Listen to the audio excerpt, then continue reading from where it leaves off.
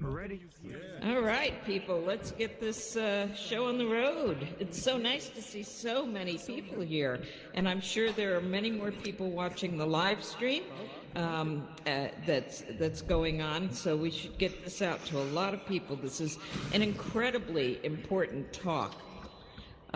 Virtual reality, or VR, for most people is almost a decade old, starting with the launch of Oculus Rift around 2012. But VR actually had a history that started its very first wave way back in the 1960s with the first glimmers of what would become a stereo headset that could serve to bring you into a computer-generated world. Now, VR's second wave from the mid-1980s to the mid-2000s was a golden age of experimentation. VR creators and researchers learned a lot about how and why VR was so darn immersive, and some important and critically acclaimed VR art was created, hundreds of amazing works. Those of you who joined the legions of fans in the last decade are lucky. Most VR experiences created during this time are still viable. But what about those works created when VR had its amazing second wave, when the technology was rapidly changing every single year? Most of those works cannot be experienced as they were created.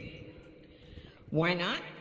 Well, it takes an extraordinary effort to keep these original immersive works up as we are about to hear. My guests today, John Harrison and Glen Fraser, know this firsthand. They have been of two of the most iconic VR works ever made, OSMO and Ephemeræ by the Canadian artist Char.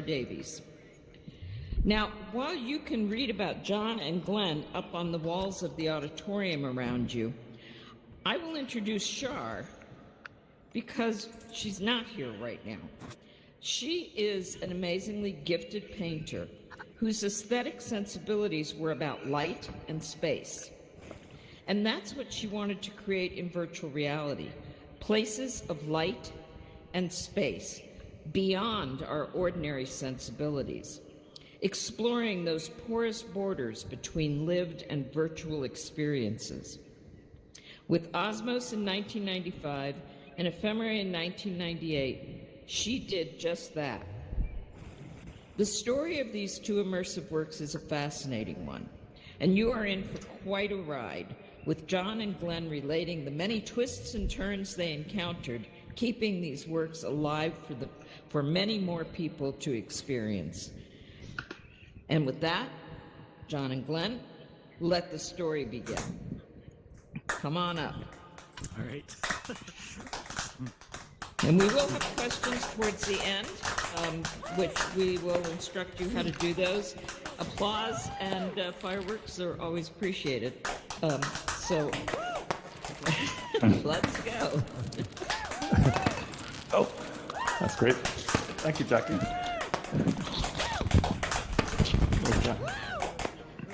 All right, thank you, Jackie. Oh, Glen, you're small. You may have to leave the stage and come back again. Oh, I have to teleport on. All right. Giant. Okay, there we Great. go. Too big. So hello, everyone. It's great to be here. It's quite an experience to be in this space. So what Glen and I are going to do, first of all, we'll give you an overview of OSMO and Ephemeræ to explain what these works were made in the mid-90s. And then we'll talk about the process we went through to bring them into the current day, to keep them actually operating. So, just as a quick summary, OSMO and Ephemeræ were actually two immersive virtual environments which were created by Char and her team at Soft Image, which is a company in Montreal. They were built in 1995 and 1998. And generally were presented in art galleries. So they've been exhibited all over the world. So here's a photo of Char. So Char is, as you heard from Jackie, is a visual artist who's started in painting and came to work in various kinds of 3D computer graphics. She's created 3D computer graphic stills films. And then in the about 1994, when I started working with her, we started working on her first virtual reality environment, OSMOs. So Char was one of the directors of Softimage and put together a team to make these VR works. There was myself, I was the graphics and systems programmer. We had Dorota Westchuk, who's in the audience here. I don't know if you could wave. She was the audio engineer. And we had Rick Bidlack, a composer for the audio, and Georges Moreau, a graphic designer who worked very closely with Char to create all the 3D models and textures that you see in the virtual space. Right, so this is what you would see if you came into a gallery and OSMOs or FMR was installed there. You'd walk into a room, and in the room you would see a 3D video projection of what's going on in the space, and then a shadow screen, behind which an immersant, or the person that's actually in the VR space, is standing. So you see a shadow of how they're moving through the space, and a video screen of what they're actually seeing. The video was in 3D, and we also had 3D audio, so localized audio, which you could hear through headphones or through speakers. All right. Then the lucky people who got to be immersed in the work had to sign up ahead of time and pick a slot. It was a 20-minute slot to come in. And they'd actually be brought into this back room where they could put on the head-mounted display.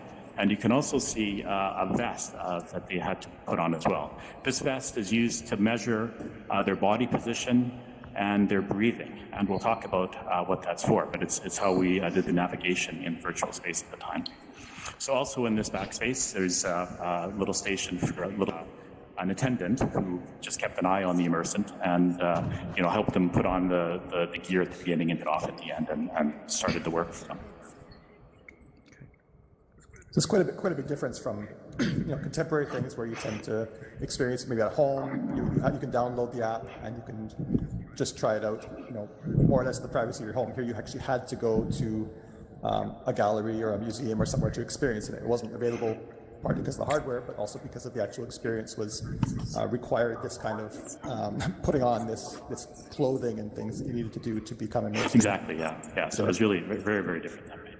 So here's an example. This is Georges Moreau, our graphic designer. He was the best navigator in our virtual space, and you can see him all dressed up in the gear.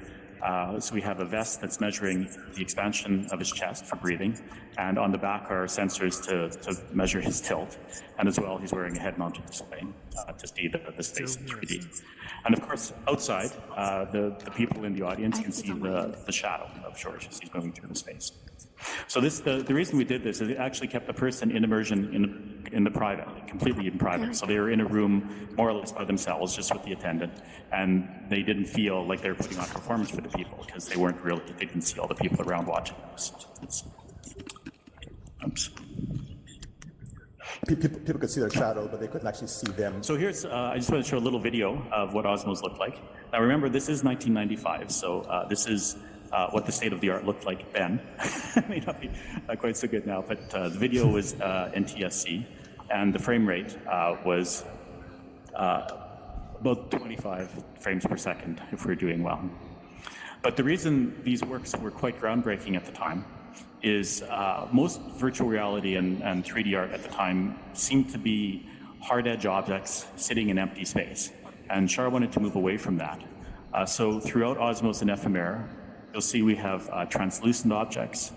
It's an immersive space where you're completely enveloped. You're absolutely surrounded by the virtual environment. There's no hard edge objects around. There's no empty space.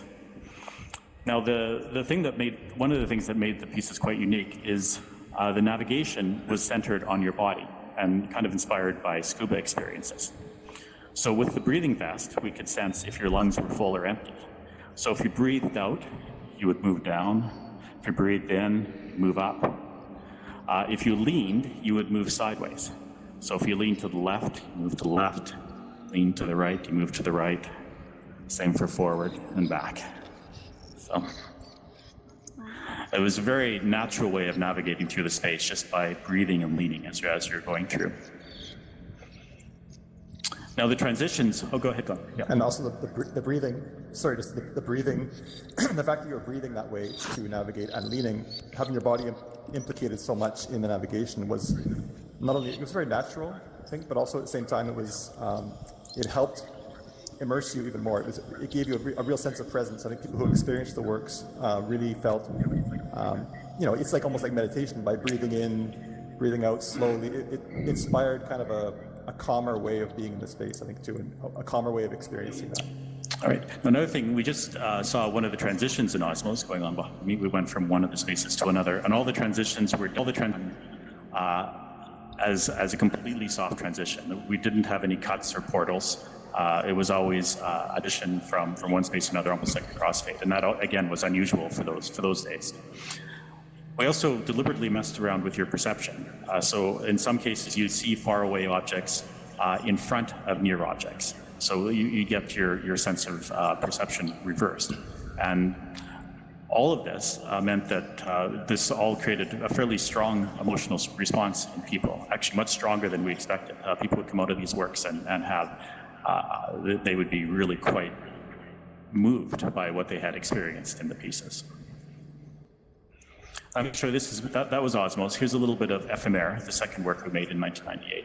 And again, you see the similar aesthetics are being used throughout the work, right? We have translucent objects. You're completely immersed, no hard edge objects. And again, the navigation is centered on your body based on leaning and breathing.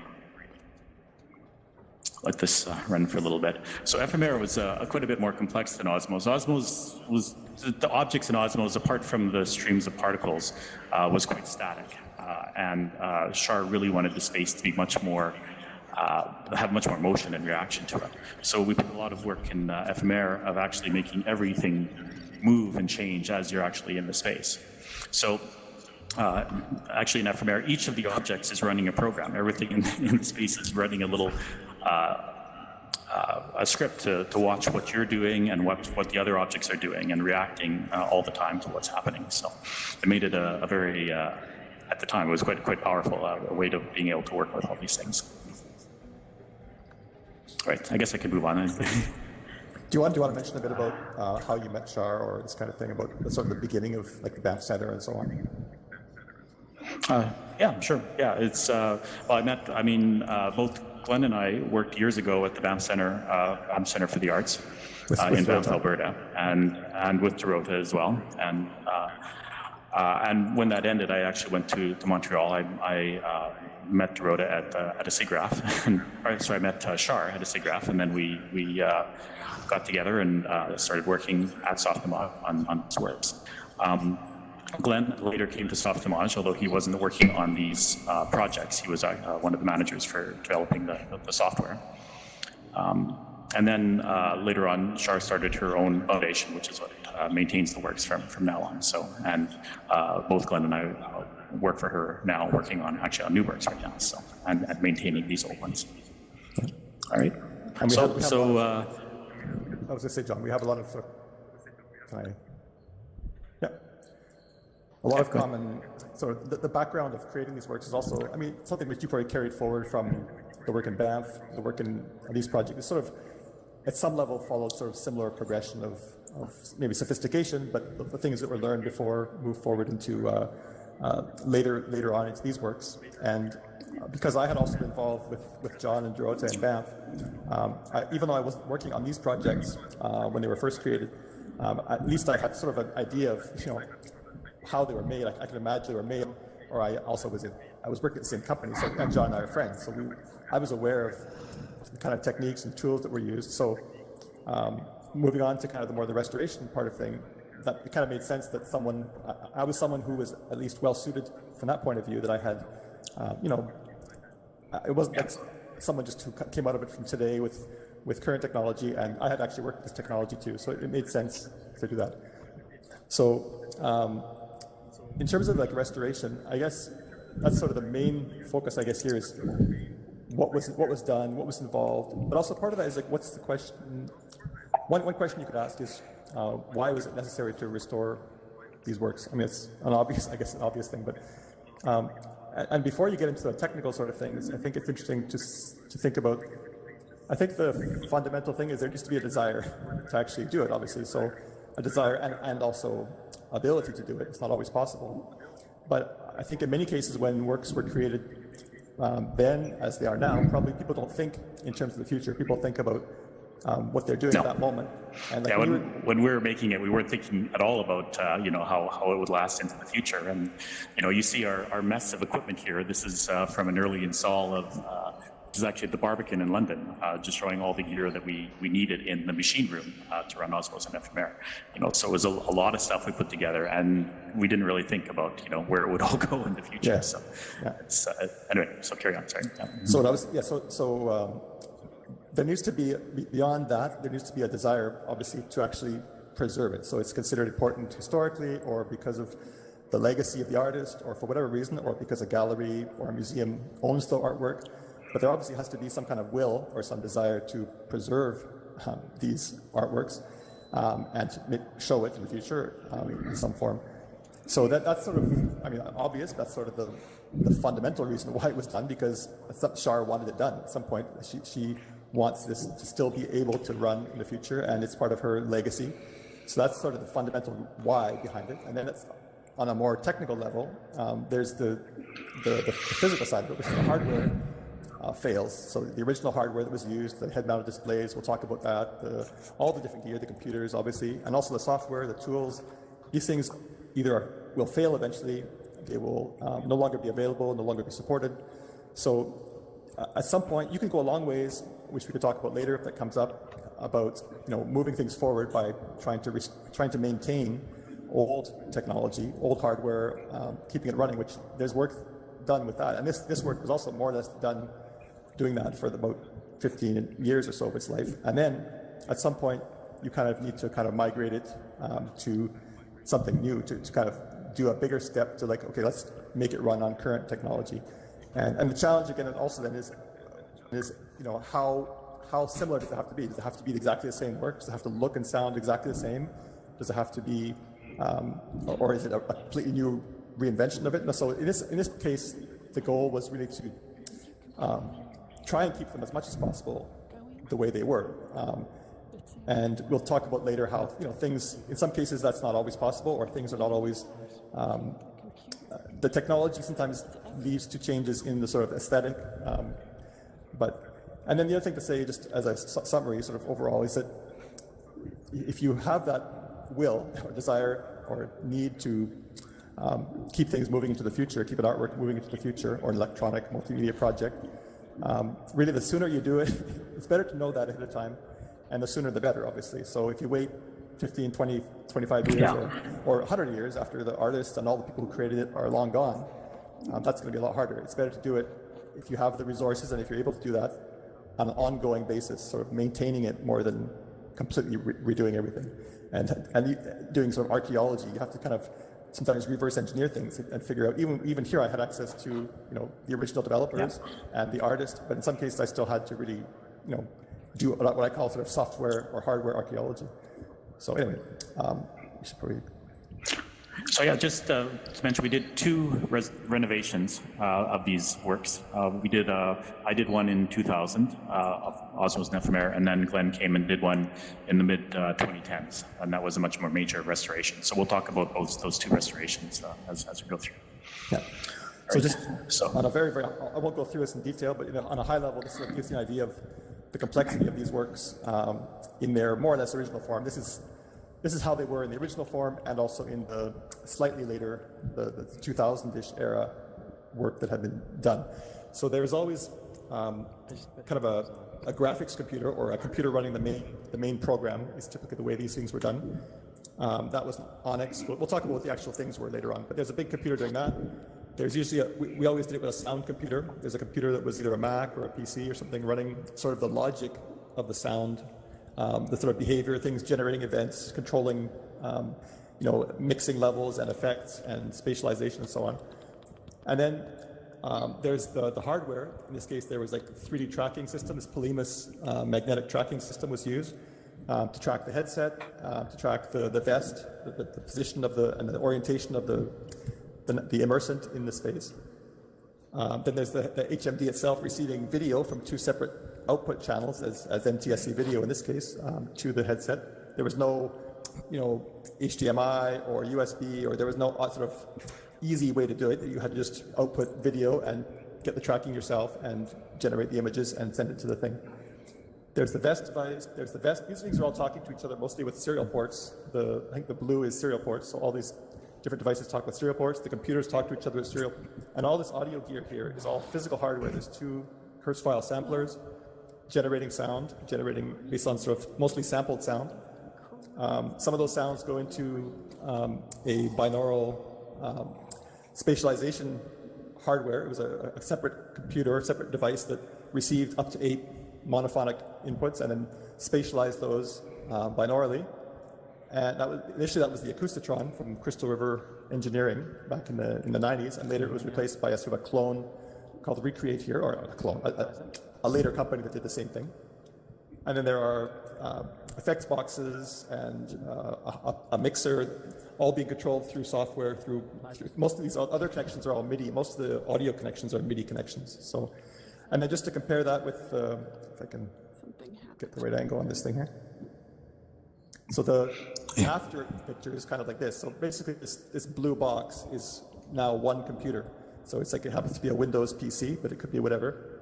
And it runs these different programs. There's still the main sort of graphics program, or the main, interactive controlling program, OSMOs or Ephemer, whichever the one, which are C++ programs. Then you have the sort of controlling software, which is, in the case of OSMOs, is a series of Max patches, which a lot of you will be familiar with the Max software. And that's actually interesting because that was pretty much the only component really which could be used pretty much as it was. We could load in the patches. It was originally done by Dorota in Max, the audio control for Osmos. And those patches more or less just loaded in from, in the old days it was opcode Max, and then eventually it was sold to other companies that became Cycling 74. They more or less just worked as is, which is pretty rare. I think that's the exception in all this kind of hardware restoration. So some things, if you're lucky, may last a generation or two. Who knows where, these Unreal and Unity, different engines, how long will they last? But they may last, quite a while. It's an awfully big user base, so that helps. And then all the sound generation, all the sample, like the generating of sounds, as well as the mixing, as well as the binaural spatialization, now all happens all in software inside this is a programming language called Super Collider, which is an audio and music programming language which I use.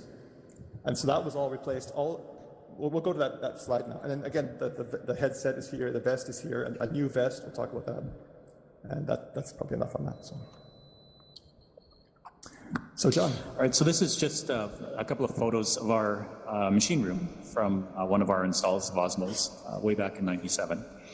And as you can see, we have on the left side here, we've got a bunch of, that's mainly all the audio boxes that Glenn was just talking about from the original install. And then on the other side, on the right side, you'll see our Onyx computer. Now, 97, we had already done one update. Our original Onyx that we ran Osmos and Ephemer on was an Onyx rack mount, which was a huge, huge computer. Like, it was just John, the size of an industrial refrigerator. I think we need to show it between the two of us. It's like this big. It's this big.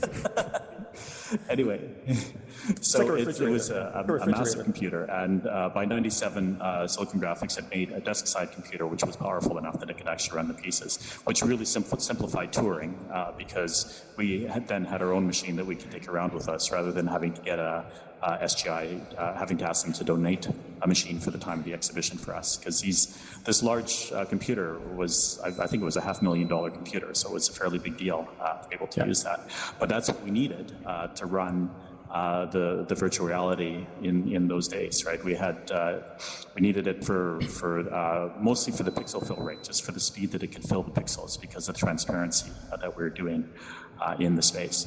And that big Onyx, it had eight processors. There were actually 8 separate cards on it, and 3 giant graphics cards, which were, and the machine ran full out to make that beast go. I mean, we weren't wasting anything in it. So it was, it took everything to get that 25 frame per second video that you saw earlier. So.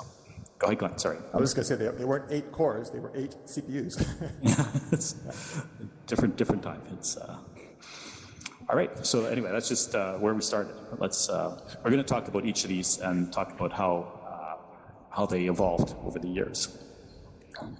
So just to start with, as I mentioned, we started with these Silicon Graphics Onyx computers. In the first restoration that I did in the early 2000s, we actually moved it to a Linux computer. So somewhere in the middle of that rack, sorry, I'm crashing into things in my room. In the middle of the rack, there's a Linux workstation, which was powerful enough now to actually run the same graphics that we could do on the Silicon Graphics machine. But it wasn't too hard to make that port from the SGI to Linux, partly because we didn't use any VR libraries at the time. We actually wrote our own. We had our own drivers from Softimage to track the head-mounted display. We wrote our own software to get the correct visuals for the graphics to actually do all the transformations, so it actually was correct for the HMD. So that part was pretty easy. We could just use our code directly. But we did use a library called Performer, which was Silicon Graphics High Performance Graphics Library. And luckily, they had a Linux version of it that we could use on our Linux machine. So that was pretty good. But the one thing that didn't work was Softimage itself. All these particle streams all throughout OSMOs of little dots flowing through space, and those particle streams were computed as the work was going by a Softimage runtime program. So the Softimage runtime ran on the computer, calculated all the particles, and then we drew them into space. That Softimage runtime wouldn't run on Linux. It didn't exist for that. So I actually ended up having to just sample all the outputs that came from that. So luckily we still had our Onyx, so I could run the piece, sample where all the particles were during a run, and just make a database then, which we took to the Linux, and then use that to figure out where the particles were. So we had to do some kind of hacky stuff to make sure to actually get the same look in the new work. And then the next update, which Glen will talk about, moved to a PC. So. Yeah, so when I started working in 2013, I actually started initially on I was contracted initially to do the sound part only, so to take all that sound gear, which we'll talk about on the next slide, and all that hardware, all those black boxes, and convert those to something which could run on a current PC. And so I was working on that initially, and actually, John, you were going to do the graphics part initially. But in the end, I ended up doing both. John was working on other things with Char, and so I said, well, I can just do the graphics part. So they were quite happy to have me do that. So I started out working on we were on a Mac computer, on a Mac Pro, and for the graphics part. And the Oculus DK1, DK2 were just available. So it was like 2013. And 2014, I started working on the graphics part. And as John said, this Performer library was the main big piece that was missing. So the company Silicon Graphics that produced that library, which was quite widely used in the visualization space and in all kinds of spaces, simulation, was no longer around. They'd been sold or had changed their focus or gone bankrupt or whatever. And the library was not open source. It was not available. We had the header files, or we had like the documentation, but we didn't have any way of running the actual thing. And it provided lots of things. It was kind of a framework similar to a game engine like Unity or something like that, or open frameworks. It gave you a bunch of sort of services, among which things like not just graphics, but even dealing with multiprocessing and allocating shared memory and all kinds of stuff, and also like a scene graph and those things. So some parts of that were used quite a bit by Osmos and Ephemer. So for example, the scene graph and things to do with maybe culling and level of detail and so on. And so basically, there was not really a substitute for that available. There's something called Open Scene Graph, which is pretty similar to Performer.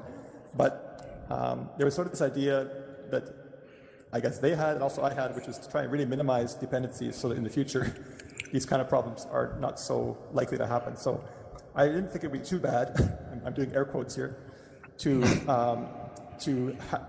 kind of rewrite Performer, so to speak. Not rewrite all of it, but just rewrite the parts that were used by these works. So it was still quite a big chunk of code, but I decided to write sort of a layer that would implement that, again, just the functionality that we needed, not all the functionality, not all the different cases. And so that was a pretty major thing. And so besides that, there was sort of just the code side of things, which is sort of not graphics, but generally speaking, the original pieces were written in C, which is fine. C++, I was writing it in C, I was doing the restoration in C++, but of course they're compatible. But things change in that time, not just in terms of libraries, but also sort of the way you do things changes, the methodologies or the techniques. And when you create, what's that, John? I say, oh yeah.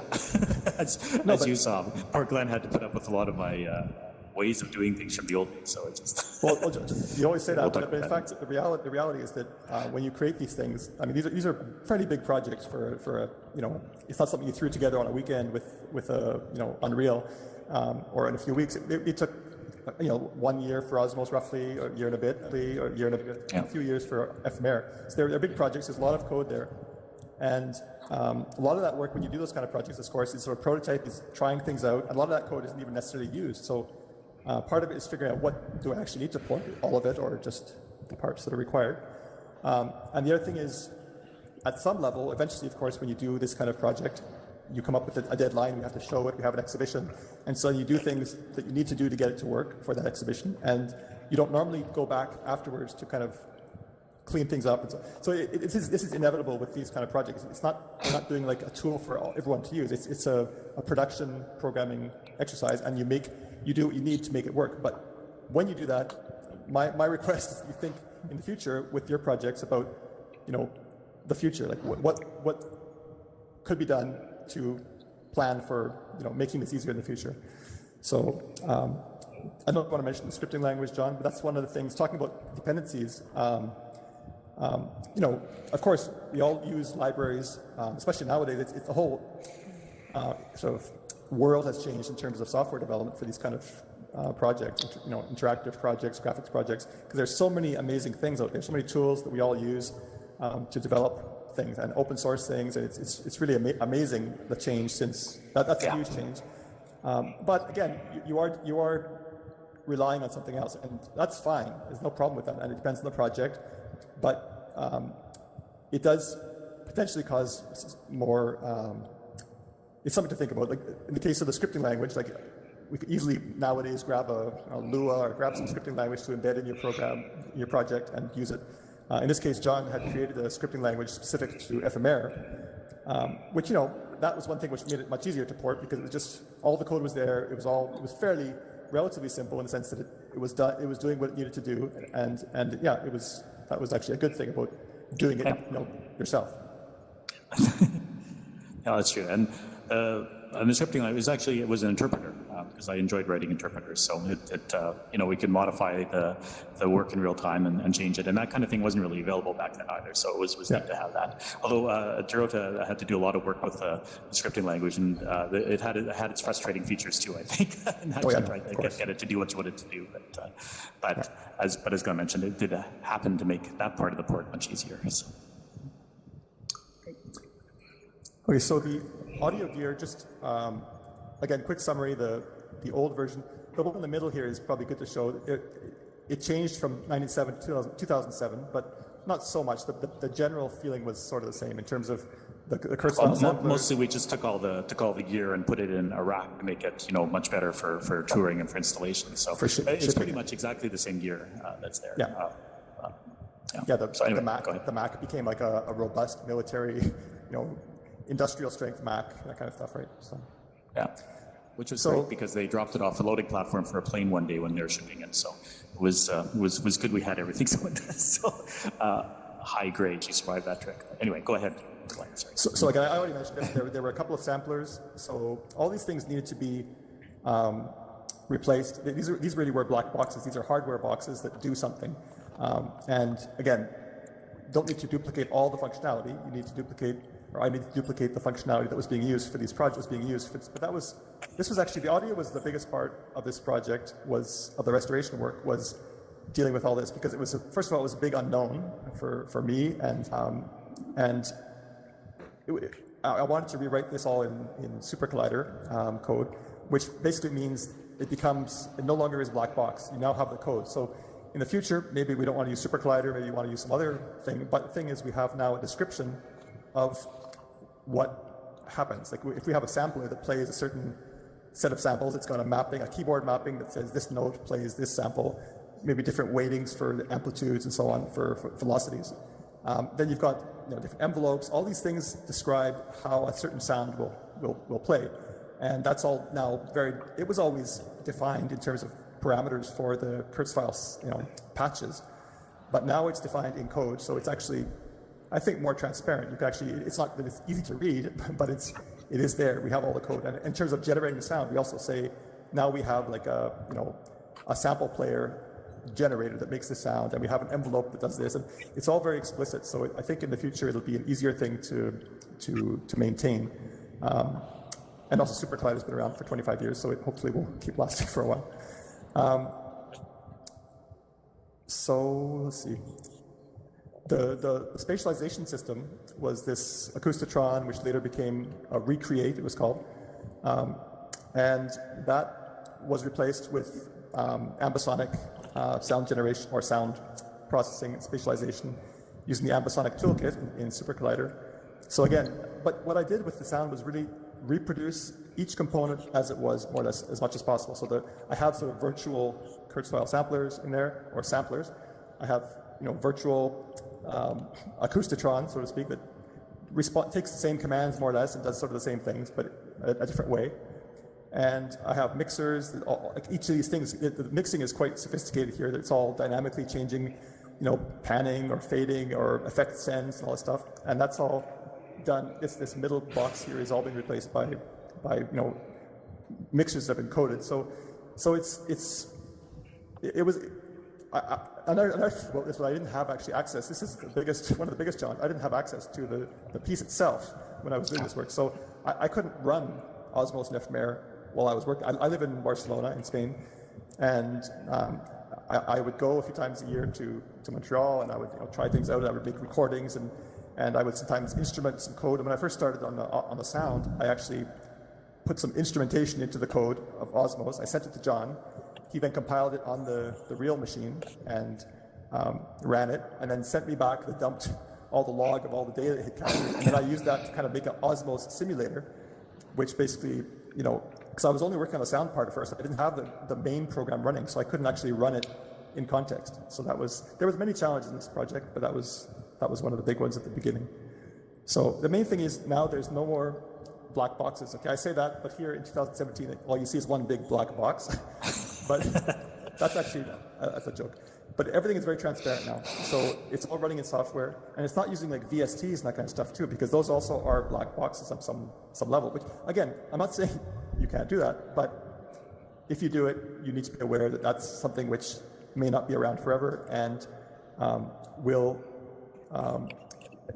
it's opaque to you somewhat. You don't know exactly how it's doing it. And if the exact sound is important to you, that's important. If it's not, if you need a reverb, and any reverb is the same to you, that's fine. You can just plug in a reverb, and if it sounds more or less right, that's fine. And in our case, that's also the case. I mean, obviously, with things like reverb and things, that's where Dorota was especially helpful with me, because she really knows these pieces inside out, and so she could listen and say, no, she was the judge really who was deciding for the sound part, that's good enough, or that's not good enough, or that, yes, we can change that to this other reverb, and I'll adjust the mixing levels and different things to make it all work out. So that was really important with the sound. So John, all right. HMDs. So yes, the HMDs. So this was one of our big problems in bringing the piece into the future. So our initial HMD was actually up here is a division divisor.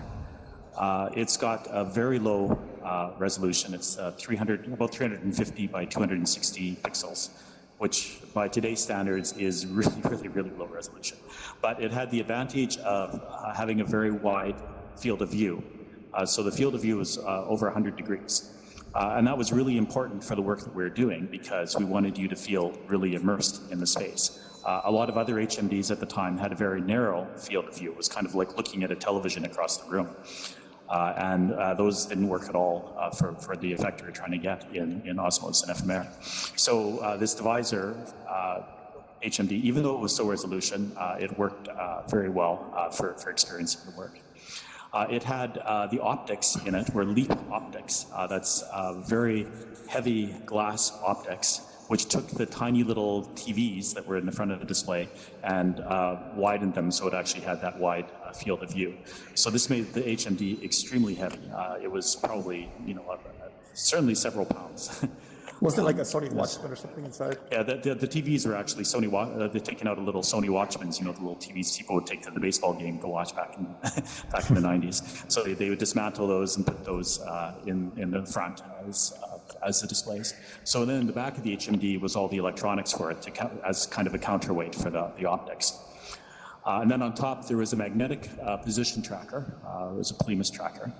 And the video went in, was two NTSC outputs, so just analog video that was put into them. So we used this HMD, and for many, many years after, we couldn't find another HMD that had as wide a field of view. So we continued using it all the way through the 2000s, so through our first restoration. But unfortunately, Division stopped making the HMDs sometime in the late 90s. And so what we actually did is we went down to the company and bought all their remaining stock. I think there were about 5 or 6 HMDs, so that we'd have spare parts to be able to keep the work going. So every time we did an exhibition, I'd be in the studio taking several HMDs apart, finding the good parts from enough of them to put together 2 functional HMDs that we could take to the installation, and then repeat every time we did installation.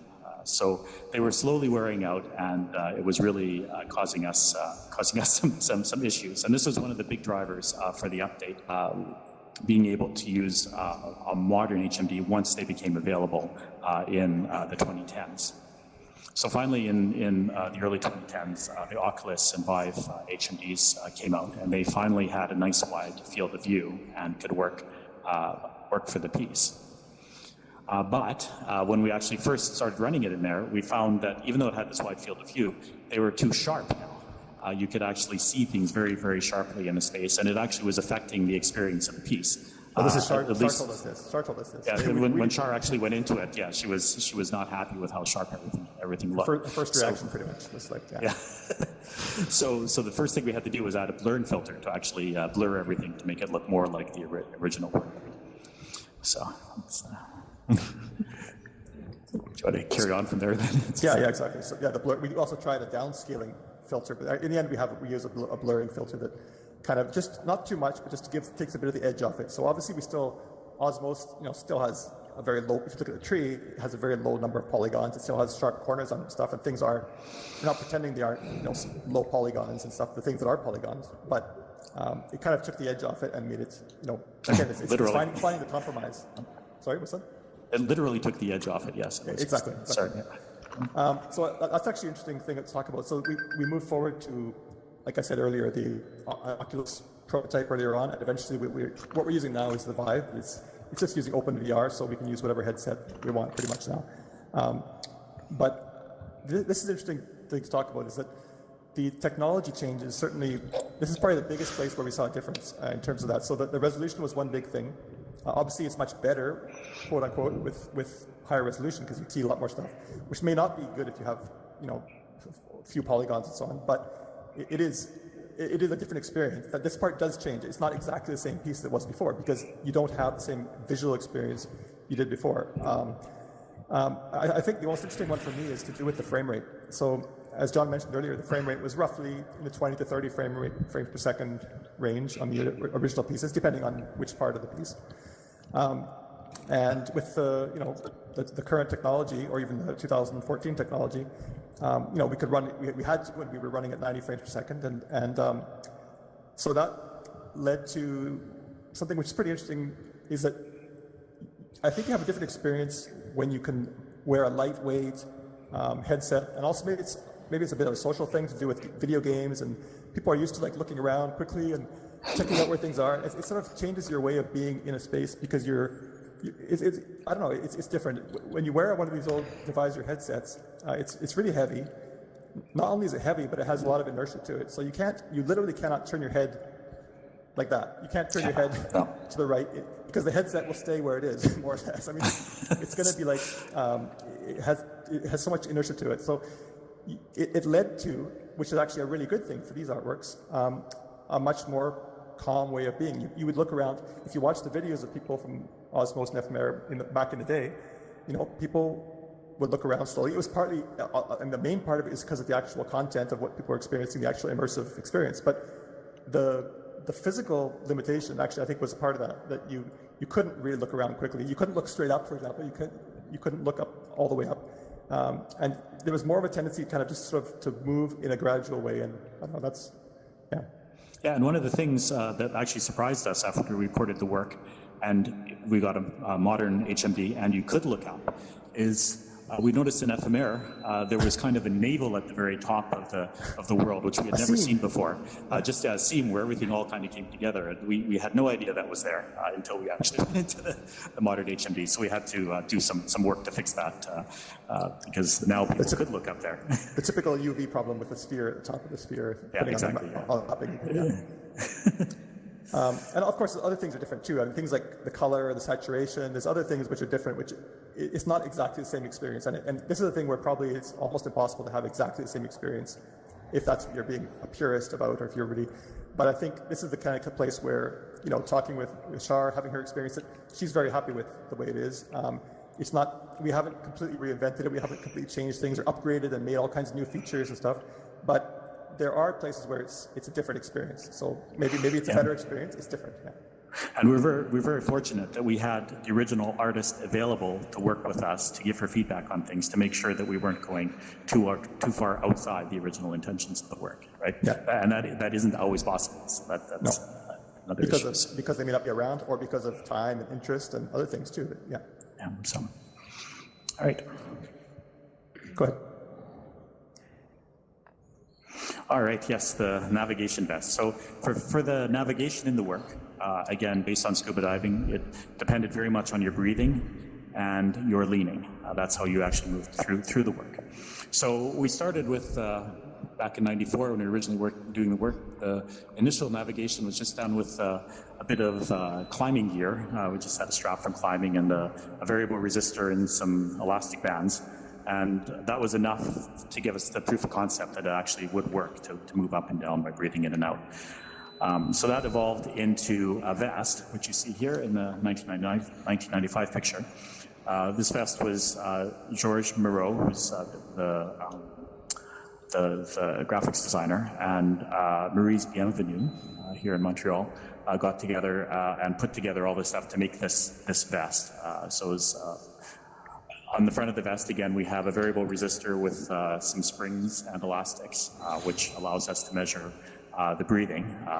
The output from that went through a little microcontroller, which gave us just a serial output, a number from 0 to 255, about how much you breathed in or breathed out. And then as well, on the back of the vest, we had little pockets for these 3D Polimas position sensors, which could then track your leaning. So that worked quite well, and in our first update, it stayed more or less the same. But when we did an update in 2000, we actually moved to this. What you see right behind me here, we actually used a bellows for the breathing instead, and it actually uses air.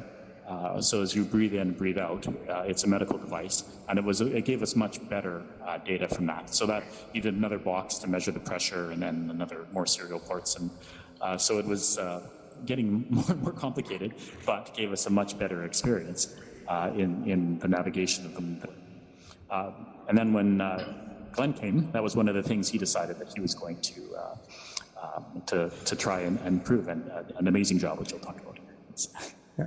Yeah, of course, one thing that all these things had in common also was the cables involved. There was the Polimas cables, and then there was initially the serial cable, but there was also that once this bellows came around, there was this plastic breathing tube as well that had to be also routed with everything else. So there was, when I first started doing the restoration in 2013, or the port, we kept using the legacy vest for probably 2 years, roughly.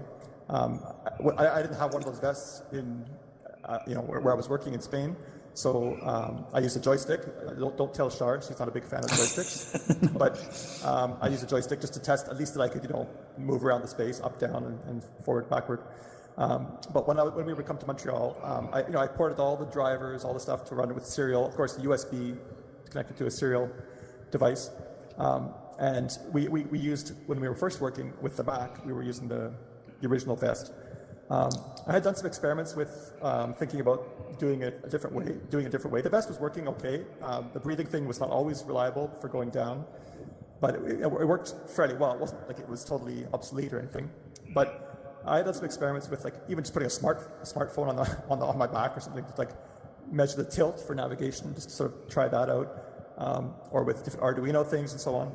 And I tried different also materials, kind of like what John did originally, and George experimenting with different sensors and stuff at the beginning. I also tried things with sort of resistive yarns and different sort of materials that are around, rubber and stuff. But I found that worked well was a strain gauge, sort of the kind of thing you would use in a digital scale. So I did some experiment, and that was good. It didn't have hysteresis. It gave a good, consistent, smooth number that was quite stable. So I made some prototypes, and I built sort of a little box with an Arduino that would actually, have a tilt sensor in it and different, use the compass for orientation and so on, and get the breathing data from this sensor on the front. And the first image here on 2016 shows me with some more sort of climbing type gear on a prototype. And then what we did later, I had sort of designed the electronics part of it, where we needed the vest. So we actually hired Dilnoza Shalmarova and to do sort of design the actual vest. She's a person who's done lots of interesting things, but among others, things with textiles and so on. And then Gianmarco Zaccaria was someone we hired to sort of build production versions of the boxes, the electronics boxes and the sensors. And then we went through a few different iterations with them, sort of a first prototype and then other sort of production versions of maybe 5 or so. And then a few years later, we did another update where Dilnoza and another really good designer, Soleil Cournaron, who lives now in Ibiza with her own store, they designed the newest vest. The one you see here is the most recent version we use, which is quite small and compact and designed for men and women and everything, trying to be appropriate for different people and fairly not too complicated to put on and off and robust and all these things. And then the most recent versions, our colleague Benedict Wolf, who works also with Char on lots of things, did sort of the building of the current electronics boxes. So I think. Yep. Go ahead. So this is not to say much about this, but just a bit about the process. So as I said, this recent restoration that was mostly done by me, mostly remotely, and not being able to run the original stuff, audio or graphics or anything. But again, it was absolutely impossible, not impossible, but it would have been very much more difficult to do this without John being around to ask questions, to try things on the actual system, to send me screenshots that didn't look right. And Dorota, who came, for example, to Barcelona for, we called it an audio summit. I think it was 2016 or 15, or maybe 14. And she came to Barcelona for a few days, and we worked together. And then also we would come. I came probably twice a year during the roughly 3-year period to Montreal to work with John for a week intensively, and then we would go and present to Char for a day or two what we had. And Dorota also was able to join us for I think 2 or 3 times. She came, also worked intensively with us both for a week. And again, because she's really the one, this is Dorota here on the right, testing when we were actually at one of Char's places here, one of the buildings, with the old system set up and the new system in evaluation. And she knows it really well, so she can tell, not just for the sound, she knows that the actual interaction is right. She developed, because it's not just like sound and graphics, 2 separate things. They're both components that you can't just have, it's not the sound driving, it's not the graphics driving the sound. It's more or less, there's behaviors that go both ways, especially in FMR, which is more sophisticated.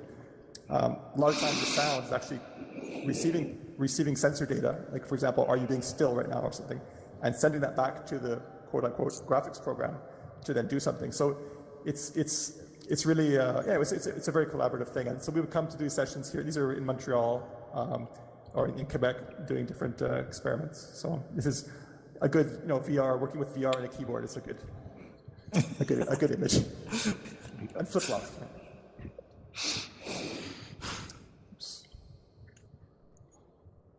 Okay, so. All right. So this is video now taken from the remastered work, just to compare so you see the faster frame rate. And while this runs, we can talk about some of the things that we learned. Yeah, so I think the main thing, again, sort of the overall summary is that things you think will be around forever won't be around forever, especially things like software, hardware.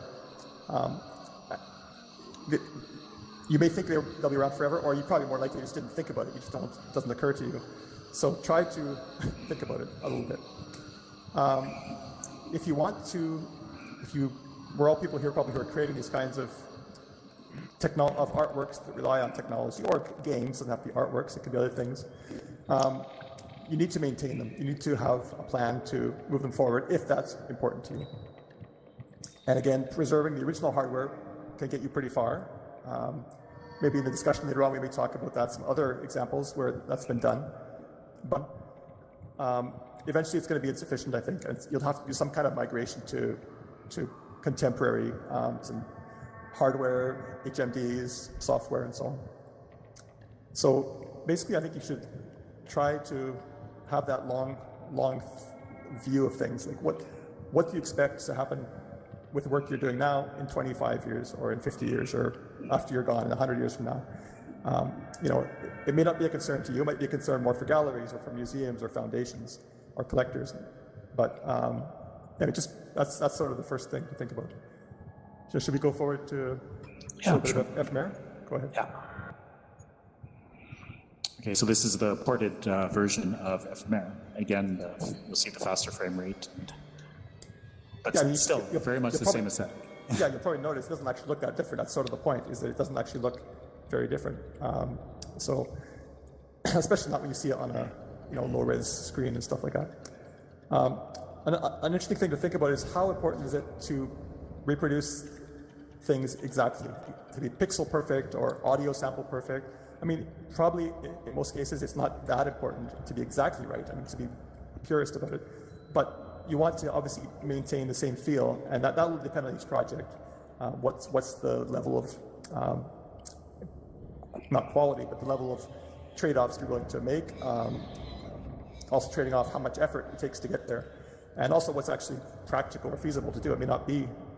In the case of like the HMDs, I mean, an interesting thing to compare is like with video games or computer games from the 1980s. I don't know, Commodore 64 or Apple II, these kind of things, or video game consoles, the original Nintendo or something.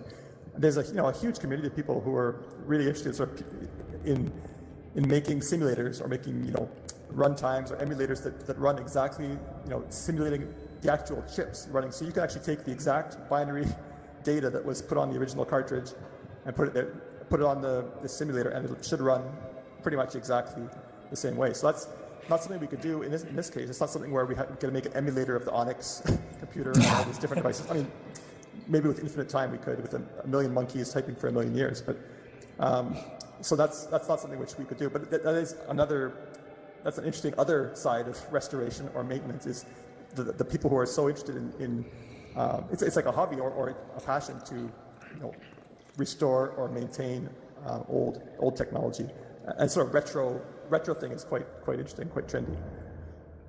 So the technology, as we talked about, with especially with the HMD and with various parts, it does affect the nature of the work, or it may affect the nature of the work. So, for example, the weight and the resolution of the HMDs. And then I guess another thing is this thing about what's the trade-off between making things from scratch, versus using libraries, especially I know that nowadays pretty much everyone who's doing virtual reality interactive artworks, I think almost everyone probably is using one of the quote-unquote game engines, whether it's open source like Godot or something, or Unreal or Unity, and so that's fine, and that's obviously something which saves you an awful lot of time, and also it means that artists don't have to be technical. Like Char is not really not a technical artist, and they don't need to have very technical people like John and I to actually produce the work. So that's obviously a huge benefit, and that opens things up to more people. but it does bring with it some cost, so to speak, or some because you have those dependencies. But those things, you don't know what's going to happen in the future. You don't know if Unreal Engine will be around in 25 years. You don't know if it'll be open source, or if likely it probably will be at some level, because it's got a huge community.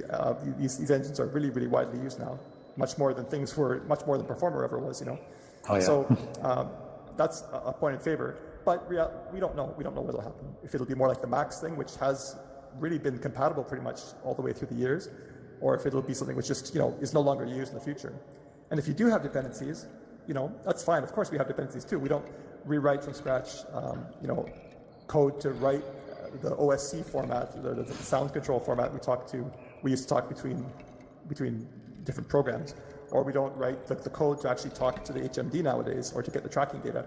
We use a library, OpenVR or something. So you can assume that some of those things will exist in some form, and as long as you keep the interface between your project, your code, and the other side to be fairly minimal, it's not going to be too hard. You'll know that in the future you can do binaural spatialization somehow, probably. So that's the kind of thing I think we should keep in mind. And apart from the sort of technical idea of minimizing dependencies, I think one of the reasons Char is probably not as keen on using other tools for some of these projects, and is that they do force you into a certain way of thinking, a certain way of creating. So, if it's something's called a game engine, the name gives you something, tells you something. It's a game engine. Obviously, these engines are used to make movie previs things, to do architecture, to do everything. So it's not really a game engine. It's an engine for doing graphics, for doing all kinds of things. But when you use a tool, you have to adopt a certain way of thinking, a certain what it provides to you. Like a simple example would be nowadays, for example, a lot of stuff is either in those engines will be based on physical lighting, like making very, very realistic physical lighting, which is like this space we're in here. It's really beautiful, and it's really that's amazing technology, and that's beautiful to look at, and so on. Or it might be very cartoony or something like that. But you're given tools to do certain things. But you may not want to do something else, or you may be sort of forced into doing that because that's what you think you sort of have to do. So it's good to try to subvert that a bit, try to use the tools in ways they weren't intended to be used. Try to break the tools. Try to kind of push things and avoid those kind of if you think about in the old days with the Onyx and so on, and I would say most of the customers who are using that technology, which is very expensive, of course, too, it wasn't available to everybody by any stretch of the imagination. The focus was on visualization, scientific visualization, academia, simulation like flight simulators, military stuff, government stuff, architecture, games, somewhat, not so much games with those computers, but commercial things. So those will bring a certain mindset, and so it's good if you're an artist, you want to kind of break away from convention and break away from, so that if you have the luxury, so to speak, of being able to do that, it's good to be able to use other tools or create your own tools, or at least break the tools. That's my little pitch there.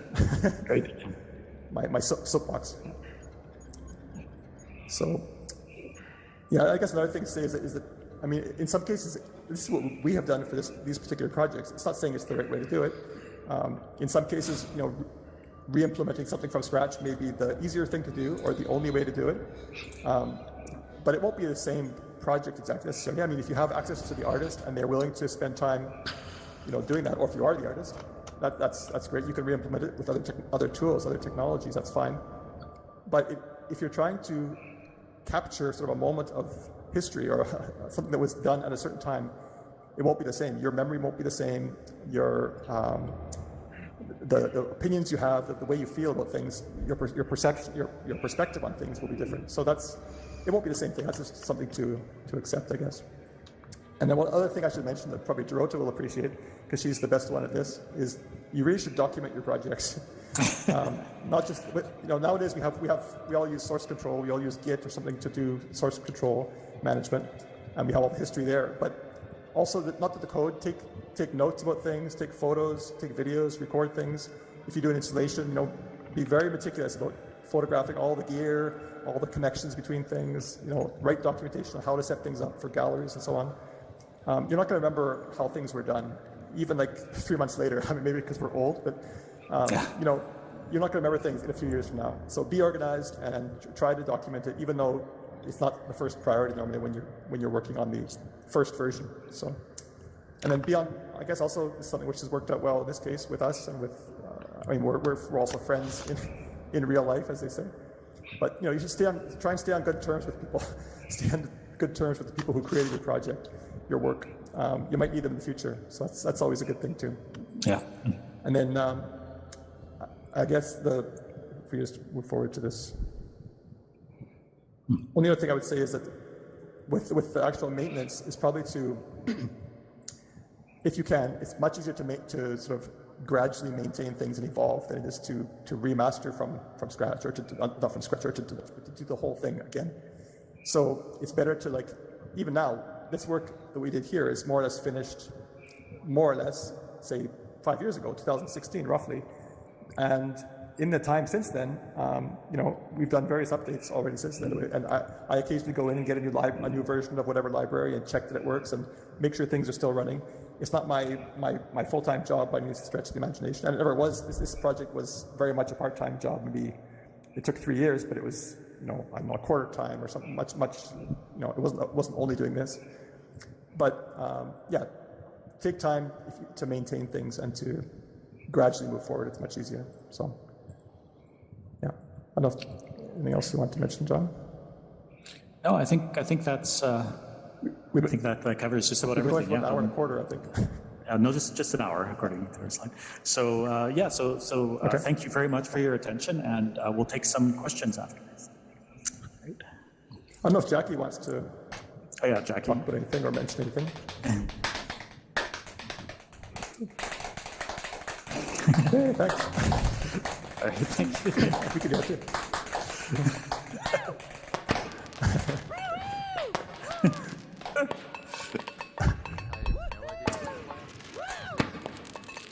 So I think if we need questions, I think what you need to do is you need to come forward to probably the center area here, and Adiba or one of the people from the museum will actually make you a presenter so we can hear what you're saying, because we can't hear you talk. Here's Jackie. Oh, we can't hear you, Jackie. I see you, Jackie, but we don't hear you. You're muted, probably. Okay, now you should. There we go. Right? Yep. Can you hear me now? Yes. Yeah. Yes. We can hear you. Yeah, I had muted myself for that amazing presentation. Well done, guys. Thank you. It's really amazing to hear all of the thinking that had to go into recreating this, and to keep it in the framework of what the artist originally intended. It took a lot of work. It wasn't just a simple port to something.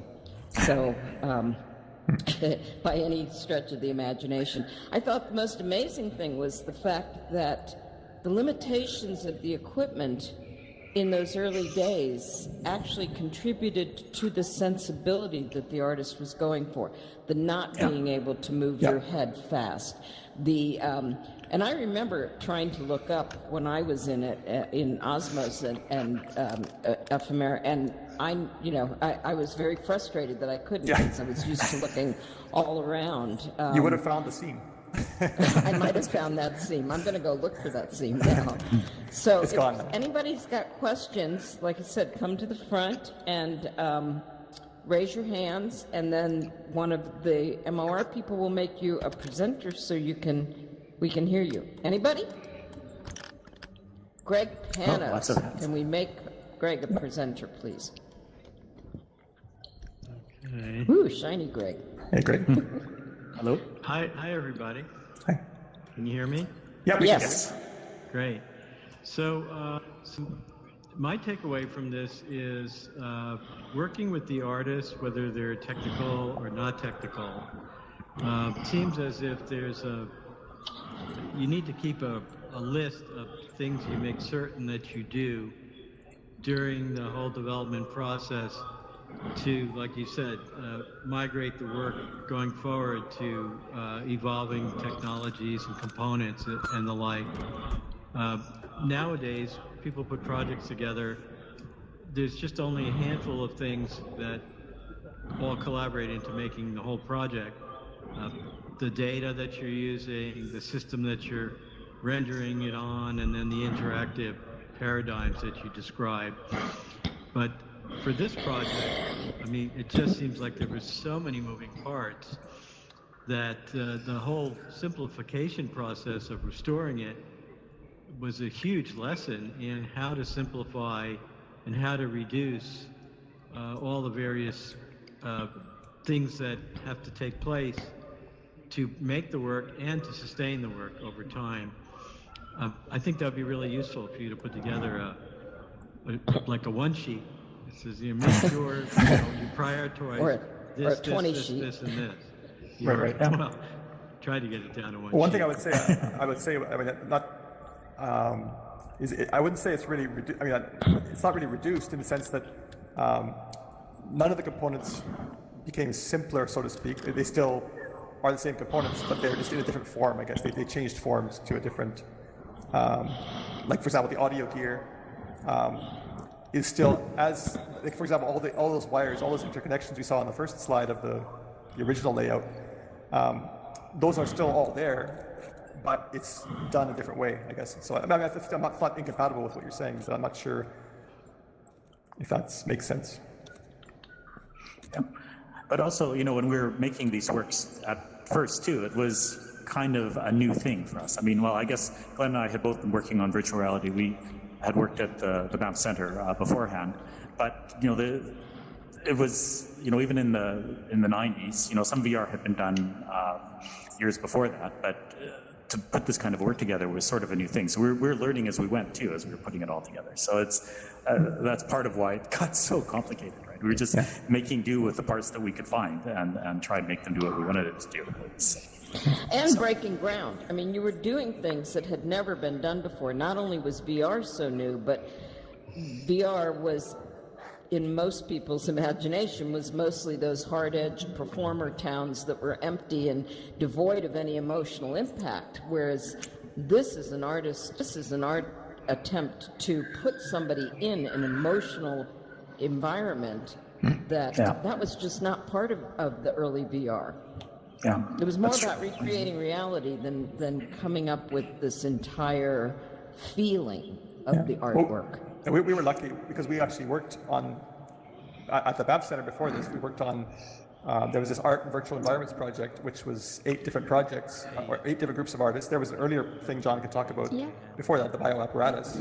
The part I worked on with them was this, there were 8 groups of artists from different places who each made their own artwork. And again, that was bringing art, because again, there was no access to the technology nor to the expertise to do it. I mean, we were learning the expertise as we went, but these artists were able to come to a place, the Banff Center, that happened to have one of these graphics, supercomputers, thanks to government funding, and were able to explore it in an artistic sense. So that was something which, luckily for us, we were actually able to be part of that. John too, before working on this with Char, he was also doing that.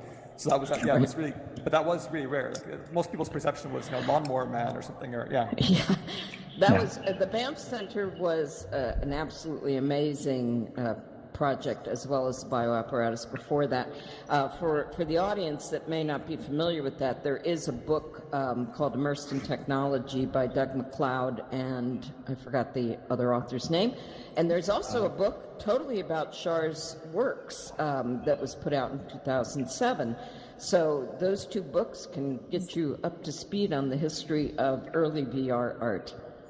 Yeah, if you go to the website of Char's, if you go to immersions.com, you can also find all kinds of references to articles and materials and books, and also more information about these artworks. And you can see there's descriptions of them, as well as there's some videos on YouTube, which is, you can also see the sort of documentary that were done about them.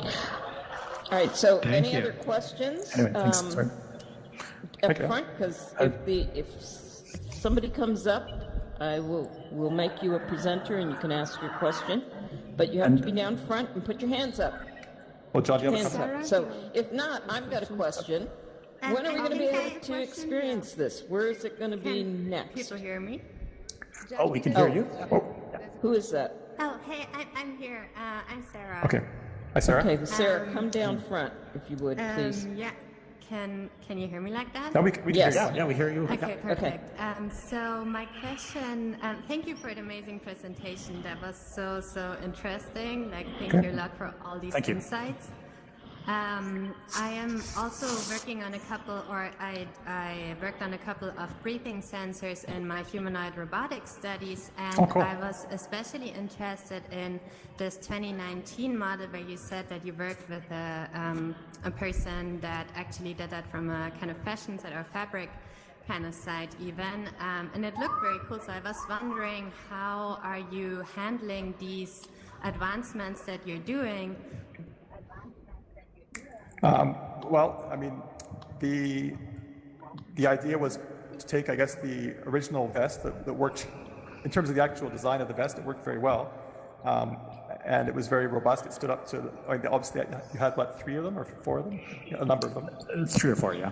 I don't And know. they stood up to, many exhibitions with many people every day, I don't know how many people per day, 15 minutes a shot for, all day. And so those vests worked well and were very robust.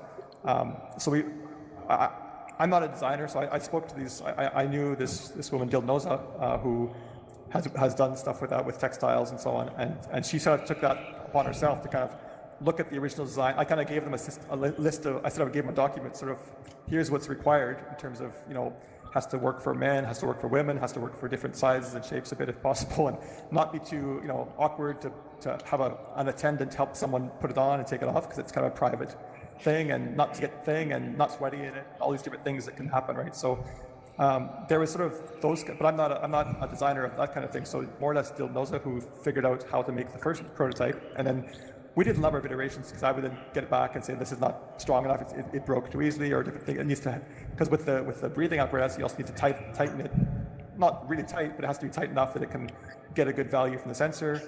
And then if, people have all kinds of different ranges, some people may really expand their chest a lot, take in lots of breath and quite vigorously, and it might break the seams and stuff. So so she was the first one who took that and did that. And then later on with the 2019 version, she also worked with Soleil, this other designer who more or less designed the most recent version, consulting with the two of them together and looking at the work that I've done before. So the remastered vests are actually probably 3, I think, different versions. There was sort of a first prototype, besides the ones that I made that were just sort of test things. But the actual ones, we have 3 different generations of that already since then. So amazing. And are there any like open source insights about that you could share in terms of, or are they actually for sale, or is there any way to tap into that for other projects? They're just bound to this project. That's how they are for now. That's how it is. I mean, those kind of things would be up to Char to decide. Yeah. That kind of thing. Yeah, because it sounds amazing and sounds like they went a lot of thought and research into. Yeah, great work. Thank you. Yeah, it's great. It is a very different way of navigating, which normally haven't seen too much, even copied too much in terms of other people's work with, navigating in VR is obviously a huge thing. Do you teleport like this, or do you lean or point? Even in the old days in Banff, we were experimenting, fly where you point, and all these different ways of doing things. But this actually is a way which works really well, but it requires at least the leaning you could probably figure out without having any technology. You could probably have trackers that you could get. The breathing thing, there's no commercial thing available, so you need to have something that does that, which is a custom device. But who knows? Maybe in the future it would be a common thing. But it would be. Deep is a project that also uses that very well. Deep VR, yeah. Okay. They have a project like that. And I actually developed a locomotion method where you're using your hands to move around. It's called Lucid Trips, if you're interested in looking at that. Okay, we'll check it out. Might be Very cool. piece. Thank you. Great, thanks. Okay, thanks. Any other Anybody questions? else? So would Dorota like to add something? Yeah, No? make the presenter. Oh, she's shrugging and no. So question? You had asked Jackie about whether when we can see them. So one thing that we had, there were last year, 2020 would have been the 25th anniversary of OSMO's first being shown, and so we actually had a couple of different Did you have a question? installations that were going to happen finally after all this time. And of course, with COVID and so on, they fell apart. The bad time to have a head-mounted display artwork. So hopefully in the next year or two, I think there should be something with that. Yeah, and the way it will continue to be shown in a museum in the setting that we showed the original slides where you have the rooms that you go through, and that's partly because we need that reading interface, right? It's not something that people will be able to ever just do in their homes or even here in the Museum of Other Realities. It doesn't work for that, unfortunately, the way it's set up now. So it's still going to be one of those pieces where you actually have to go to where it's installed. But we do also have there's installations in the works coming up. They'll be announced on the Immersed sites once they're finalized. So also, I think part of it also is probably the experience of it, the physical setting of coming into a gallery or a museum, coming into a darkened space with all the sound blocked out, all kind of sound absorbing material around it. Like when you go to a contemporary art gallery, you experience these kind of things. It's a different experience. You're kind of going into a temple, or you're going into a kind of a sacred space where something special is happening. You go in there, even if you're if you're experiencing it through headphones and through the projection, you're in a different experience. If you go put on the vest and so on, it's sort of a ritual. It's part of. I think that's part of the experience too. That again, it's up to Char. I mean, what she decides. But I think that's the current.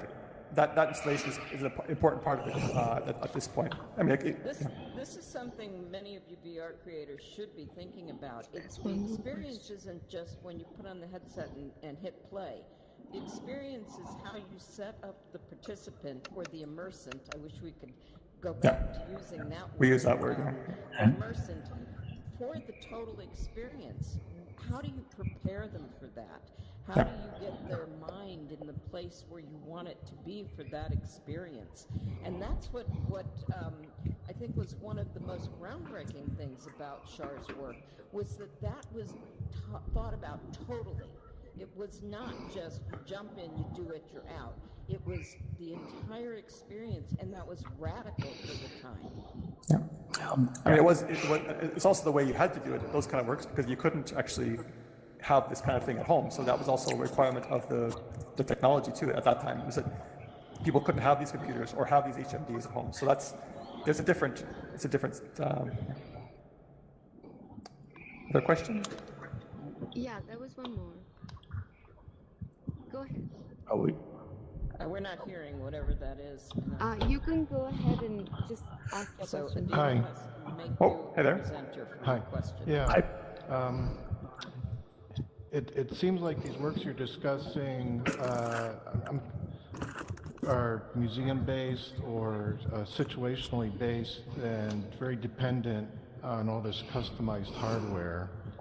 Yeah. And my interest is the funding.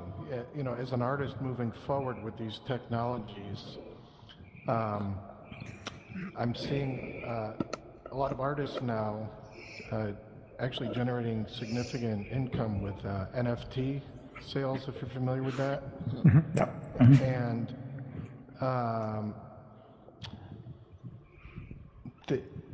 to try to present and sell your work that's the hardware dependent, in the immediate sense, we have the technology here, but for someone that's going to invest significant money, I've seen like some of these Google Brush works selling for tens of thousands of dollars. Yeah. And how do you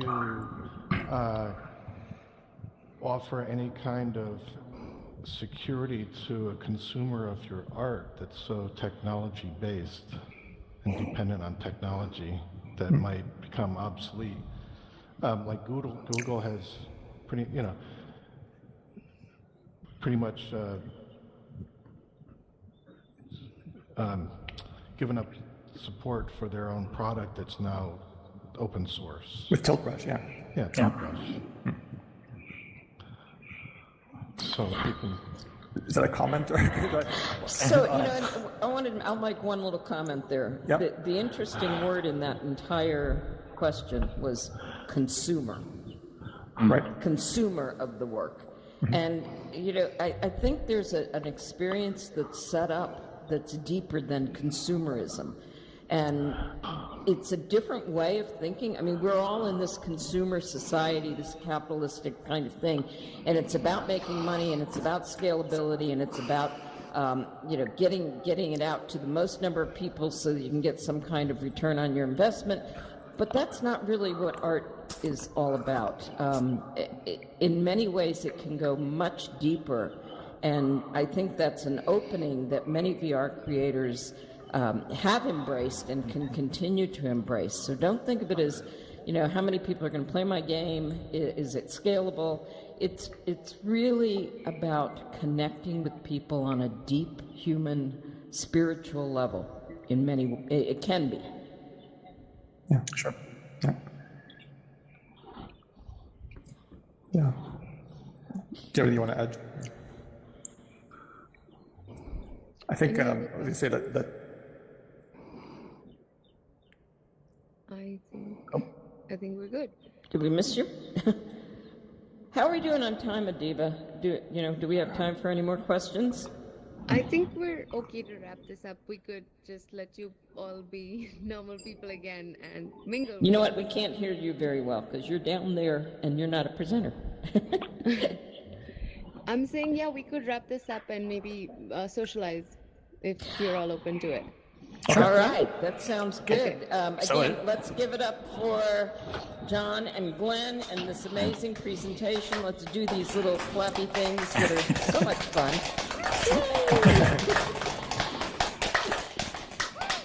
So I'll All right, I'd make like you to say also normal now. thank you. Okay, we're going to be Can I made say- normal. Yeah, what? No, wait. I just want to say thank you to you, Jackie, for inviting us to this, and to Adiba and the people at the museum, because it's been really great to have a chance to talk about that, so appreciate that. Yeah, good. Yes. Thank you so much. Thanks for coming. All right, so we're going to be normal now, and we're going to go down